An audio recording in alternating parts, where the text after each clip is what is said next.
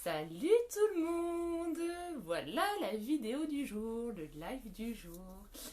Je ne sais pas quelle heure il est, je n'ai pas de montre, je crois qu'il est à peu près midi et quart. Bon voilà, la ponctualité c'est pas mon fort, vous l'aurez compris, hein. Mais ce n'est pas grave. Bon, j'espère que vous allez bien. Aujourd'hui, ça fait 6 jours que nous sommes officiellement confinés, hein, pour nous en tout cas. Voilà, donc c'est Hélène Moniscoum, toujours présidente de l'association Le Burnout Parlons-en. Et comme vous le savez, depuis 3 jours déjà, j'ai décidé de vous faire un live tous les jours, entre midi et quart, parfois un peu plus. Donc sur la page de notre association Le Burnout Parlons-en, pour discuter de thématiques du quotidien qui sont en lien évidemment avec le burn-out, comment prévenir et sensibiliser au burn-out, évidemment, mais pas que, ça va être aussi des thématiques qui sont en lien avec le confinement, comment gérer le confinement, comment gérer le quotidien, les changements qui sont associés. Voilà, donc il y a 2 jours, on a parlé du confinement. A été l'impact, enfin, quel a été l'impact du confinement par rapport à vos activités du quotidien. On a discuté des choses, de la réorganisation finalement de vos journées par rapport à ce changement d'organisation de la journée. Comment finalement gérer le travail ou le télétravail tout en s'occupant de nos enfants avec l'école à la maison, hein, pour ceux qui ont des enfants. Donc ça, c'était la vidéo de jeudi dernier, donc il y a 2 jours. Hier, on a discuté un peu plus en détail par rapport au changement. Comment mieux gérer le changement en considérant que le changement fait partie, bien évidemment, d'une loi de la nature, donc d'une loi de l'univers, qui dit que tout est changement, puisque c'est la loi de l'impermanence. Et donc, du coup, comment éviter de souffrir face au changement. Et on a discuté et j'ai pu mettre en évidence quelques clés, si vous voulez, pour apprendre à mieux gérer le changement. Donc voilà, c'était donc la vidéo d'hier, vendredi. Et donc aujourd'hui, on est samedi. La plupart d'entre nous sommes en week-end, hein, et donc j'avais envie de discuter des relations entre êtres humains, des relations familiales, et puis de la notion d'aide et d'entraide et de communication pour finalement améliorer notre quotidien dans les espaces confinés que sont nos appartements et nos maisons, pour justement voir comment on peut, au fur et à mesure du temps, hein, apprendre et trouver des astuces pour s'entraider, oser demander de l'aide, accepter d'en recevoir, et puis aussi du coup peut-être améliorer un peu plus notre communication. Parce que forcément, quand on est les uns sur les autres, on aura ou on pourra avoir tendance à un moment donné à se taper dessus, entre guillemets, hein, je dis bien, à s'engueuler, à se prendre la tête, parce que forcément, comme on vit un changement et un bouleversement dans nos vies actuellement, forcément, en condition de stress, de situation qui n'est pas habituelle, on peut avoir tendance à être un peu sur nos nerfs. Sauf que forcément, si tout le monde se laisse aller à écouter les nerfs et puis le stress, à un moment donné, on risque de tous se taper dessus à la maison. Donc voilà, alors mon premier message était essentiellement pour les femmes, parce que déjà je suis une femme, donc je peux parler de ce que moi je peux vivre au quotidien aussi. Pour les femmes qui auraient tendance, mais ça peut être aussi valable pour les hommes entre parenthèses, hein, qui auraient tendance donc à avoir envie de continuer à tout gérer comme des superwoman. D'accord? Toujours dans la performance, être au top du top, gérer en plus du travail, que ce soit au travail sur place ou au télétravail, toute la vie familiale telle qu'elle nous l'est proposée aujourd'hui, hein. L'école à la maison, les repas assurés 2, 3 fois, voire 4 fois par jour, si on compte le goûter et tout ça. Et puis forcément, du coup, tout le quotidien, l'entretien de la maison, les tâches ménagères et tout ça. Avec toujours l'intention finalement de tout faire toute seule, comme si j'étais une superwoman et du coup pas franchement aidée par ni l'époux ou le conjoint ou les enfants. Alors peut-être que du coup, enfin moi c'est ce que j'avais envie de vous proposer aujourd'hui, ce serait de réfléchir à d'autres modes de fonctionnement. Donc ça suppose déjà d'essayer d'arrêter de se voir et de se percevoir comme une superwoman qui n'a jamais besoin d'aide de qui que ce soit, qui est capable de gérer tout toute seule sans forcément faire appel aux autres. Prenez conscience en fait que quand vous êtes dans cette dynamique, quand vous êtes dans cet état d'esprit, souvent en plus derrière quand on est fatigué et dépassé par la situation parce qu'on a l'impression de tout gérer, on pourrait avoir tendance à se victimiser en mode oui bah c'est bien gentil mais c'est moi qui gère tout toute seule et en fait j'en peux plus parce que je gère tout toute seule. Posez-vous la question, si jamais vous avez tendance à vous comporter un peu comme ça, posez-vous la question de mais est-ce que je ne suis pas un peu responsable de ça aussi, hein, parce que finalement je me prends pour une superwoman, je veux être sur tous les fronts et finalement je ne laisse pas de place à l'autre. Alors je dis pas que ça se passe comme ça, hein, parce qu'il y a aussi des femmes qui aimeraient pouvoir être aidées et qui demandent de l'aide et n'en reçoivent pas. Donc bon, là en l'occurrence c'est encore un autre problème. Mais pour toutes les autres qui n'osent pas demander de l'aide, qui du coup d'ailleurs ont tendance à se plaindre de ne pas recevoir d'aide, est-ce que finalement cette période de confinement pourrait être propice à justement oser demander de l'aide à nos conjoints, à vos conjoints, à vos enfants sur les tâches ménagères du quotidien.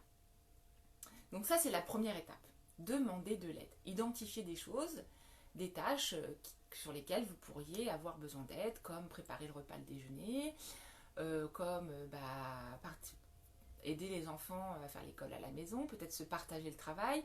Moi je gère le matin, toi tu gères l'après-midi, ou vice versa, ou on le fait 1 heure chacun, comme ça permet à l'un et à l'autre de continuer à travailler tout en étant présent pour les enfants.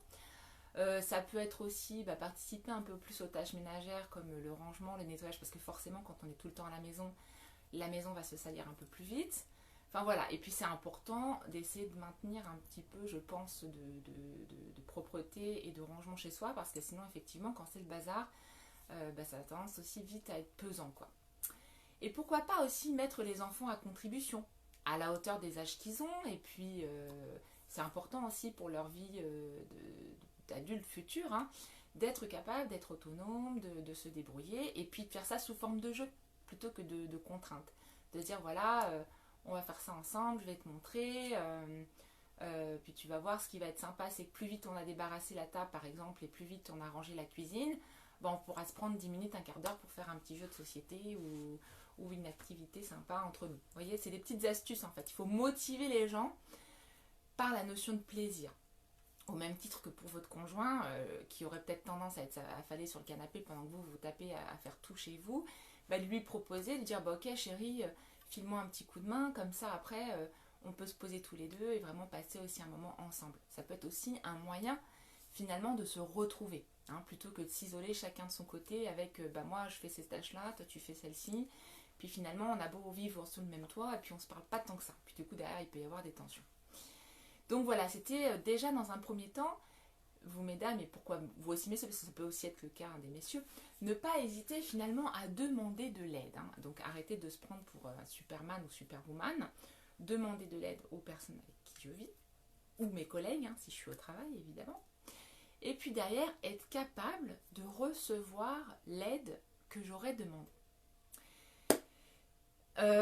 Moi, il n'y a encore pas si longtemps, je faisais pas du tout je faisais pas du tout partie de ces personnes qui étaient capables de demander de l'aide, pas du tout capable non plus d'en recevoir, jusqu'au moment donné où je me suis dit, faut être cohérent, c'est-à-dire que si tu as besoin d'un coup de main et que tu demandes de l'aide, et que du coup tu as la chance de recevoir de l'aide, ou en tout cas des gens qui viennent pour t'aider, après il faut être capable de recevoir aussi ce que les gens sont prêts à te donner.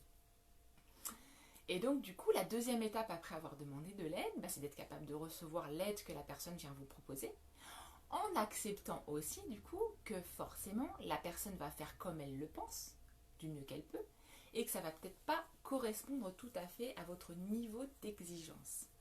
Et que pour autant, ça ne voudra pas dire que ce ne sera pas bien. Ce sera peut-être pas aussi bien que vous par rapport à ce que vous auriez souhaité, mais ça n'empêche que c'est déjà un début. Donc la clé là par rapport à ça, c'est d'être capable de se détacher en se disant ok, j'ai demandé de l'aide, je la reçois. Je peux bien sûr apporter des conseils aux enfants parce que eux bien sûr ils ont besoin d'être guidés. Pourquoi pas aussi à mon conjoint ou à ma conjointe pour leur dire voilà, si tu fais comme ça donnera un résultat un peu plus sympa.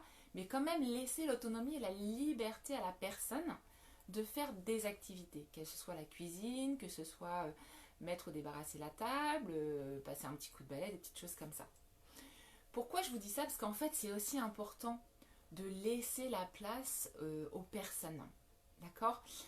Parce que sinon, à un moment donné, c'est compliqué. Si vous avez tendance à tout faire toute seule ou tout seul, qu'à un moment donné, du coup, vous vous sentez complètement débordé, complètement dépassé par rapport à la situation, et du coup, seul au monde face à ces problématiques, et qu'en plus, derrière, vous vous victimisez en mode ouais, mais de toute façon, c'est toujours moi qui fais tout toute seule, personne ne m'aide, mais que en même temps, vous n'êtes pas capable de demander de l'aide ou peut-être de la recevoir quand elle se présente, ben posez-vous la question. Il y a forcément un truc qui ne fonctionne pas dans toute cette chaîne de fonctionnement. Alors après, si vous faites ce constat-là, une fois encore, c'est pas grave, hein. Allez pas vous taper dessus en mode ouais, je suis nulle, hein. Non, pas du tout. Keep cool, keep fun. Réfléchissez simplement à d'autres façons de fonctionner. Comme par exemple être capable de demander de l'aide, mettre à chacun à contribution en essayant de voir les choses positives, comme je vous l'ai dit tout à l'heure. Si chacun y met un peu du sien, finalement la vie est plus belle. Mais du coup, vous soyez capable de lâcher prise, de confier la responsabilité aux personnes que vous avez sollicitées et de vous détacher du résultat. Parce que forcément, quelqu'un qui n'a jamais fait la cuisine ou très peu la cuisine va peut-être pas vous mijoter le meilleur plat du monde. Mais c'est pas grave, c'est comme ça qu'on apprend.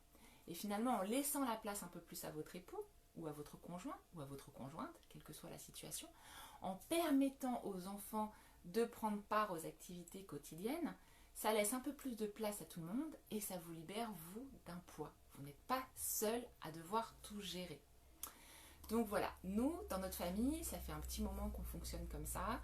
Alors au début, j'avais tendance, quand mon mari venait m'aider, à le reprendre, à refaire, à repasser derrière lui. J'ai vite compris qu'il fallait que j'arrête parce que forcément, il me disait, attends, si moi je prends le temps de faire du rangement et que derrière tu repasses derrière moi, ça sert à rien. Parce que si je fais ça, c'est pour apporter ma contribution, mon aide. Et si tu repasses derrière moi parce que tu considères que c'est pas suffisamment propre ou pas suffisamment bien, bah ok, je le fais plus quoi. Vous voyez ce que je veux dire? Donc il faut laisser de l'espace à l'autre, accepter son aide et puis accepter le résultat tout en vous détachant. Voilà.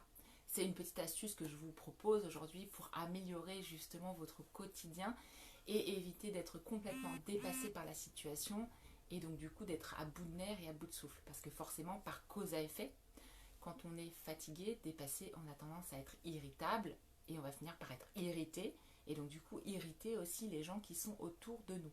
Puisque dans la vie, il y a une autre loi de la nature qui dit c'est cause à effet. Je récolte ce que je sème. Donc si je sème de la nervosité, je vais avoir tendance à en récolter. C'est l'effet miroir en fait, hein, tout simplement. Donc voilà, pour la première partie qui était en lien ce matin du coup avec comment être capable de demander de l'aide et être aussi capable d'en recevoir pour du coup être moins seul à porter toutes les responsabilités des choses que l'on doit faire. Voilà, le deuxième sujet que je voulais qu'on aborde aujourd'hui, je vois que Jennifer est connectée, salut Jennifer. Le deuxième sujet que je voulais qu'on aborde aujourd'hui, c'était vraiment tout ce qui était en lien avec la communication. Alors, parfois, forcément, et c'est d'autant plus vrai avec le confinement, on va avoir des conflits au sein de la famille. Et c'est là qu'on se rend compte que la communication va être clé. Chacun a ses besoins, chacun a ses envies, chacun a ses frustrations, chacun a ses problématiques, que l'on soit un enfant de 6 mois, un enfant de 10 ans, un ado de 15 ou 16 ou 17 ou 18 ans, ou même un adulte ou même une personne plus âgée, peu importe. On a tous des besoins physiologiques et on a tous besoin de pouvoir les assouvir. Et c'est important en fait de se sentir entendu et de se sentir au même foyer. Et donc peut-être que cette période de confinement peut être aussi une période propice pour apprendre à mieux communiquer entre nous et du coup améliorer nos relations au quotidien. Donc d'être capable, il y a des règles de base qui sont toutes simples, comme être capable déjà d'écouter quand quelqu'un parle, de plus couper la parole, enfin c'est des choses toutes bêtes mais que parfois on a tendance à oublier. Quand mon enfant parle, je l'écoute, et ainsi de suite. Quand mon mari parle, je l'écoute, et quand je parle, du coup j'attends aussi à être écoutée. Donc ça, c'est une règle un peu fondamentale. Une autre règle aussi fondamentale en cas de conflit, c'est d'être attentive à sa façon de s'exprimer. Je ne sais pas si vous connaissez le fameux tu, T-U, qui tue, T-U-E-S. Souvent, dans les périodes de conflit, quand on n'est pas d'accord avec une personne, que ce soit notre époux, notre épouse ou nos enfants, on a tendance à prendre un ton de reproche. Oui, mais tu exagères, tu n'as pas fait ci, tu devais sortir les poubelles, tu devais lancer la lessive, tu devais étendre le linge, tu devais t'occuper des enfants, vous deviez ranger votre chambre, vous deviez faire vos devoirs, patati patata. En fait, le tu qui tue, comme c'est indiqué dans la phrase, est souvent perçu par l'autre comme quelque chose d'assez agressif en fait. On se sent agressé la plupart du temps. On se sent du coup, oui, agressé, c'est ça. On prend ça comme des reproches. Bon, ok, puisque j'ai pas fait ci, puisque j'ai pas fait ça, de toutes les façons, t'es jamais contente. Et puis du coup, ça ne résout pas les problèmes. Ce qui est important pour éviter les conflits, c'est être capable d'identifier quand une situation nous énerve, nous agace, de dire ok, prendre un petit temps de recul avant de commencer à parler. Donc en gros, on évite de réagir à chaud. On prend un petit temps de recul, on essaie de finalement comprendre ce qui pose problème dans la situation. Par exemple, mon mari aurait dû sortir la poubelle où il avait dit que le ferait, il ne l'a pas fait. De se dire ok, pourquoi ça m'énerve, hein? Ok. Et donc d'être capable d'identifier pourquoi ça m'énerve et ensuite de lui dire bah tu sais je m'attendais à ce que tu sortes les poubelles, je me rends compte que ça n'a pas été fait, moi du coup ça me pose problème parce qu'on s'était dit, on s'était mis d'accord sur le fait qu'on se partage les tâches et quand je vois que c'est pas fait, bah moi ça m'agace, ça m'irrite et puis donc du coup je vais être tendance à être irritée. Vous voyez? Donc c'est finalement être capable non plus de parler en tu qui tue, mais de parler en je. C'est un principe de base en fait d'une des techniques de la communication qui est dite non violente. Je ne parle plus des autres, je parle de moi. Je parle en je. C'est tout bête comme astuce, mais moi je vous assure que depuis que j'applique ça au quotidien, ça a complètement transformé ma vie dans mes relations avec mon mari, avec mes enfants, même dans mes relations familiales en général. Je suis très vigilante à ma façon de communiquer. Alors bien sûr comme tout le monde, hein, il y a des fois ça part en live, je m'énerve, je suis en colère, je dis des mots qui dépassent mes pensées. Évidemment, hein, je reste humaine comme nous tous. Mais c'est vrai qu'au quotidien, quand j'arrive à me maîtriser, et c'est je pense quand même la plupart du temps aujourd'hui, parce que à force d'entraînement, hein, d'observation et tout, de maîtrise, et ben j'essaie de plus en plus de communiquer en je. Je vis ça, cette situation me rend triste, m'énerve, m'agace pour telle et telle raison, et de dire aussi, ben ça pour moi c'est pas acceptable. Difficile d'évoluer comme ça. Et après c'est le fameux terrain d'entente. Quel est le compromis finalement qu'on pourrait trouver pour que la situation s'améliore? Donc voilà, cette technique du tu qui tue remplacée par le je. Après, évidemment, ça peut fonctionner si chacun a envie et a l'intention d'améliorer la communication et d'améliorer le climat. Parce que si notre intention profonde, c'est d'aller chercher les poids à l'autre et de pas du tout être dans une résolution des conflits, forcément, à un moment donné, ça ne s'arrangera pas. Ce qui est important, c'est que chacun prenne sa part de responsabilité et ait conscience que lui ou moi, je suis responsable de ce que je dis, je suis responsable de mes gestes. En revanche, je ne suis pas responsable de comment l'autre va recevoir mon message, de comment l'autre va se comporter et de comment l'autre va communiquer. Même si ce qu'il dit et ce qu'il fait m'agace. Moi, je suis capable, moi, je suis responsable de gérer mon agacement, de l'exprimer éventuellement, mais je ne suis pas responsable de comment il réagit ou comment il communique. Vous voyez, c'est un peu une nuance qui est importante, mais que souvent on oublie. Donc ça, c'était la deuxième clé. La troisième clé, quand vous exprimez un message ou une requête, c'est de vérifier que le message en fait a été bien compris par l'autre. Je vous donne un exemple tout bête. Quand vous dites à votre enfant qui a 6 ou 7 ans, range ta chambre. Bon, il faut que vous lui expliquiez un petit peu plus qu'est-ce que c'est pour vous ranger la chambre.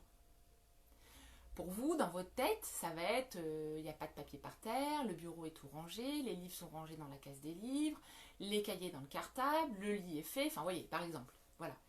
Mais si vous dites à votre enfant, range ta chambre, mais que vous ne lui avez pas expliqué un peu plus en détail ce que vous voulez, du coup, le gamin, lui, il va ranger sa chambre selon sa perception de ce que c'est de ranger sa chambre. Si pour lui, ranger sa chambre, c'est simplement ramasser les papiers par terre et les mettre à la corbeille, il va considérer que sa chambre est rangée. Il va venir vous voir pour vous dire maman, papa, j'ai rangé ma chambre, viens voir. Vous allez débarquer, vous allez dire attends, il se fout de moi quoi. Il n'a rien rangé. Mais pourquoi n'a-t-il rien rangé? Peut-être parce qu'il n'a pas compris exactement ce que vous attendiez de lui. Vous voyez? Donc l'idée c'est de lui dire ok, range ta chambre. Donc maman en fait ce qu'elle attend de toi c'est que tu vois tous les papiers qui sont par terre, bah, tu les mets à la corbeille. ton lit là, bah, tu le fais. Et puis les bouquins qui traînent, tu les mets sur ton étagère à bouquins, par exemple. Enfin voilà, je vous donne des exemples, mais ça peut être aussi tes Playmobil qui traînent par terre, bah, une fois que tu as fini de jouer, tu les prends, tu les mets dans la caisse à Playmobil. C'est des choses toutes simples, mais en fait, la communication, c'est quoi? Un émetteur, un récepteur. Si vous n'êtes pas branché sur la même fréquence, bah, vous risquez pas de vous comprendre. D'accord? Et souvent, s'il y en a un qui a cette fréquence et l'autre qui est là, bah, les messages, bah, ça ne fonctionne pas. Hein. Donc l'idée, c'est d'essayer de vérifier que le message qu'on émet est bien réceptionné par la personne en face. Et donc après, il y a des techniques de reformulation et tout ça. Je vous assure, ces techniques-là de communication sont basiques, mais peuvent vraiment, vraiment, vraiment faire la différence dans vos relations au quotidien, que ce soit avec votre époux, vos conjoints, vos conjointes, vos colocs si vous vivez en coloc, vos enfants, vos parents, enfin avec tout le monde, même vos collègues de travail et votre boss. Être capable de vérifier que le message que vous exprimez a été entendu et compris. Parce qu'on a tous des perceptions différentes de la situation et des compréhensions différentes. Comme je dis souvent, on n'est pas tous câblés de la même façon. En plus, certains ont une intelligence émotionnelle plus développée, ont une intelligence tout court plus développée, un niveau de conscience plus développé. Et c'est pas évident, mais du coup, il faut essayer de s'adapter à son interlocuteur. Mais pourquoi? Pour ça, ça demande aussi de développer une certaine forme d'observation, de patience, de tolérance aussi, parce qu'on voilà, hein, on est tous différents, donc par cause à effet, on n'a pas tous le même niveau de compréhension. Et donc voilà. Donc ça, c'était le deuxième sujet qu'on avait abordé. Hein. C'était les deux sujets principaux. Donc comment améliorer ses relations familiales, amicales et professionnelles par, d'une part, être capable de demander de l'aide et la recevoir.